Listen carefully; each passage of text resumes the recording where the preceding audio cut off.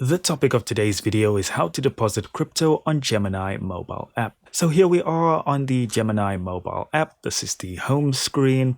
And the first thing that we want to do is click on trade. Here in trade, we want to click on deposit.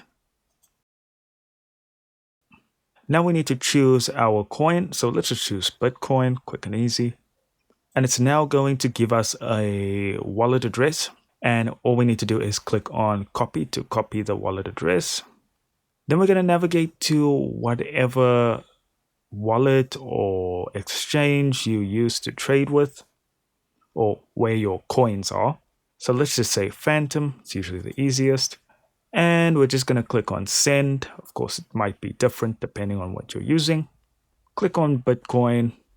Then we want to paste in our wallet address. And then we want to input the amount of Bitcoin we want to send. Please keep in mind that you do need to have extra to account for fees. When you're done there, you'll click on next and it'll give you a review including all the fees involved. And you will just click on complete or send. Again, it differs depending on the exchange or wallet. And that's it, guys. Thank you so much for watching. Do consider liking and subscribing, and I'll see you in the next video.